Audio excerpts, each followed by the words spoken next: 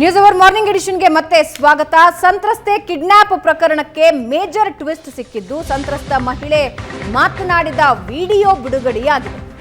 2.5 ನಿಮಿಷದ video ಬಿಡುಗಡೆಯಾಗಿದ್ದು kidnap ಸಂಬಂಧ ಹೇಳಿಕೆ ನೀಡಿದ್ದಾರೆ ಮಹಿಳೆ.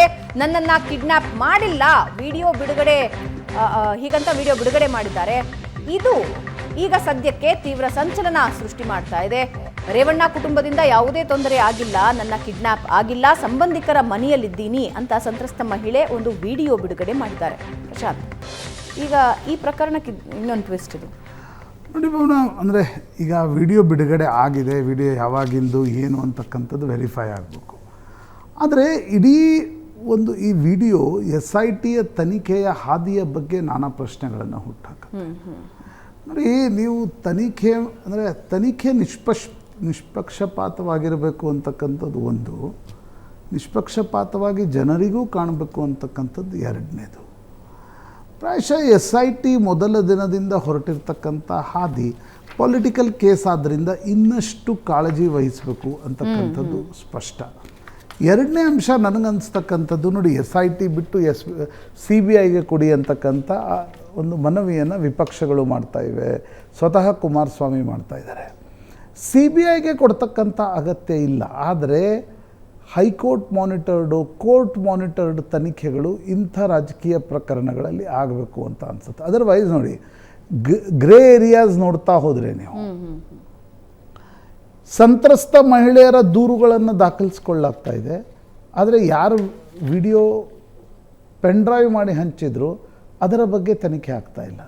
ಕಾರ್ತಿಕನ್ನು ವಿಚಾರಣೆ ಮಾಡಲಾಗ್ತಾ ಇಲ್ಲ, ನವೀನ್ ಗೌಡ ಅನ್ನೋನನ್ನು ವಿಚಾರಣೆ ಮಾಡಲಾಗ್ತಾ ಇಲ್ಲ, ದೇವರಾಜೇಗೌಡರನ್ನು ರಾತ್ರೋರಾತ್ರಿ DK ಶಿವಕುಮಾರ್ ಮೇಲೆ ಆರೋಪ ಮಾಡಿದ ತಕ್ಷಣ ಬಂಧಿಸಲಾಯಿತು. ಈ ರೀತಿ ಹೆಚಾರ್ಡ್ ತನಿಖೆಗಳನ್ನು ನಡೆಸಿದರೆ ಆ ತನಿಖೆಗಳಿಗೆ ಯಾವುದೇ ಇವತ್ತು ನೀವು ಸೆನ್ಸೇಷನ್ ಮುಂದುವರಿಸ್ಬೋದು ಚುನಾವಣೆ ಮುಗಿಯೋವರೆಗೆ, ನಂತರ ಕೋರ್ಟ್ಗಳ ಕೈಯಲ್ಲಿ ಬರ್ತವೆ. ನೀವು ದೇವರಾಜೇಗೌಡನನ್ನು ಬಂಧಿಸುವ ತರಾತುರಿ ಮತ್ತು ಬೇರೊಬ್ಬ ಈ ಯಾರು ಇದನ್ನು ಪಸರಿಸಿದ್ರಲ್ಲ ಅವ್ರ ಬಗ್ಗೆ, ಅದರ ಬಗ್ಗೆ ತನಿಖೆ, ಅವ್ರ ಬಗ್ಗೆ ತಲೆನೇ ಕೆಡಿಸ್ಕೋತಿಲ್ವಾ ಅಂತ ನಾನು ಹೇಳೋದು. ಇದೇ ಪ್ರಕರಣದ ಸಂಬಂಧಪಟ್ಟಿರುವಂತಹ ವಿಷಯ ಅದು. ಈಗ ರೇವಣ್ಣನವ್ರನ್ನ ಕಿಡ್ನ್ಯಾಪ್ ಕೇಸ್ನಲ್ಲಿ ಫಿಟ್ ಮಾಡಿ ಒಳಗೆ ಹಾಕಿದ್ದೀರಿ, ಸರಿ, ಅದರ ಬಗ್ಗೆ ತನಿಖೆ ನಡೆಸಿ. ಆದರೆ ಈಗ ಆ ಮಹಿಳೆಯ ವಿಡಿಯೋ ಹರಿದಾಡ್ತಾ ಇದೆಯಲ್ಲ, ಅದಕ್ಕೆ ಯಾರು ಸಮರ್ಥನೆ ಕೊಡೋದು? ಇಲ್ಲ, ನನ್ನನ್ನೇನು ಕಿಡ್ನ್ಯಾಪ್ ಮಾಡಲಾಗಿರಲಿಲ್ಲ, ನನ್ನ ಮಗ ತಪ್ಪಾಗಿ ಈ ಕೇಸನ್ನು ದಾಖಲಿಸಿದ್ದಾನೆ ಅಂತಕ್ಕಂಥದ್ದು ಹೇಳಿರೋದು. ಅದರ ಅರ್ಥ ಕೇಸ್ ದಾಖಲಿಸಿದ ನಂತರದ ವಿಡಿಯೋ ಅದು. ಆ ವಿಡಿಯೋ ಫೇಕಾ ರಿಯಲಾ ಅಂತಕ್ಕಂಥದ್ರ ಬಗ್ಗೆ ಯಾರಾದರೂ ಸ್ಪಷ್ಟೀಕರಣವನ್ನು ಕೊಡಬೇಕಲ್ಲ. ಮತ್ತು ನನಗನ್ಸುತ್ತೆ SITಯನ್ನು ಇಂಡಿಪೆಂಡೆಂಟ್ ಆಗಿ ತನಿಖೆ ನಡೆಸಲಿಕ್ಕೆ ಬಿಡದೆ ದಿನವೂ ಕೂಡ SITಯನ್ನು ಹಾಗೆ ಮಾಡಿ ಹೀಗೆ ಮಾಡಿ ನೋಡಿ, ಇದು ಭ್ರಷ್ಟಾಚಾರದ ಪ್ರಕರಣ ಅಲ್ಲ, ಅಥವಾ ಇದು ಯಾವುದೋ ಅಕ್ರಮ ಹಣ ಸಿಕ್ಕಿದೆ ಅದರ ಪ್ರಕರಣ ಅಲ್ಲ. ಇದು ಮಹಿಳೆಯರು ಮತ್ತು ಪ್ರಭಾವಿ ರಾಜಕಾರಣಿ ಮತ್ತು ಅವರ ಪುತ್ರನನ್ನು ಒಳಗೊಂಡಿರ್ತಕ್ಕಂಥ ಪ್ರಕರಣ. ಸ್ವಲ್ಪ ಏನಾದರೂ ಹೆಚ್ಚು ಕಡಿಮೆ ಆದರೆ ಇದು ಜಾತಿಯ ಕಲರನ್ನು ಜಾಸ್ತಿಯಾಗಿ ತೆಗೆದುಕೊಳ್ಳುತ್ತೆ. ಆಗ SITಯನ್ನು ನಂಬುವವರು ಕೂಡ ಯಾರಿರೋಲ್ಲ.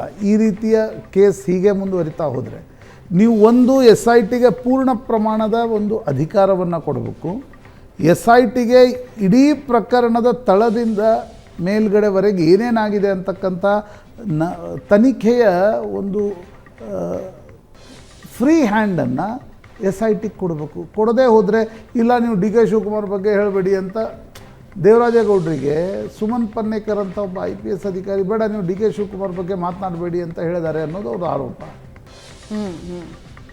ಈ ರೀತಿಯ ಆರೋಪ ಪ್ರತ್ಯಾರೋಪಗಳು ಈ ಪ್ರಕರಣದಲ್ಲಿ ಕೇಳಿ ಬರೋದು ಸಹಜ, ಆದರೆ ಹೆಚಾರ್ಡ್ ತನಿಖೆ ಆಗಬಾರ್ದು. ಆಮೇಲೆ ಇನ್ನೊಂದೇನೆಂದರೆ ಎಲ್ಲ ಪ್ರಕರಣದಲ್ಲೂ ಒಂದೇ ರೀತಿಯಾದಂಥ ಕ್ರಮ ಆಗಬೇಕು. ಇವಾಗ ದೇವರಾಜೇಗೌಡರು ಹೇಳಿಕೆ ಕೊಟ್ಟ ಕೆಲವೇ ದಿನಗಳಲ್ಲಿ ಒಂದು ಕೇಸ್ ದಾಖಲಾಗಿದೆ ಅನ್ನೋ ಕಾರಣಕ್ಕೆ ಅವರನ್ನು ಅರೆಸ್ಟ್ ಮಾಡಲಾಗುತ್ತೆ.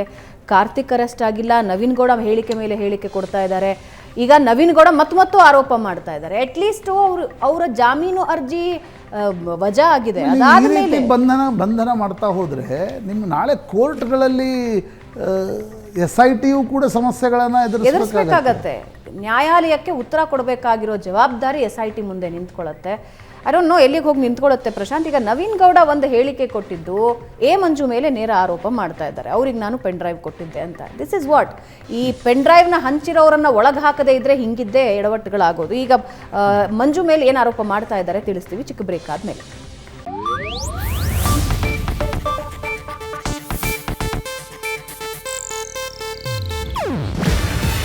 ಇದು ಏಷ್ಯಾನೆಟ್ ನ್ಯೂಸ್ ನೆಟ್ವರ್ಕ್ ಪ್ರಸ್ತುತಿ. ನೀವು ನೋಡ್ತಿದ್ದೀರಾ ಏಷ್ಯಾನೆಟ್ ಸುವರ್ಣ ನ್ಯೂಸ್.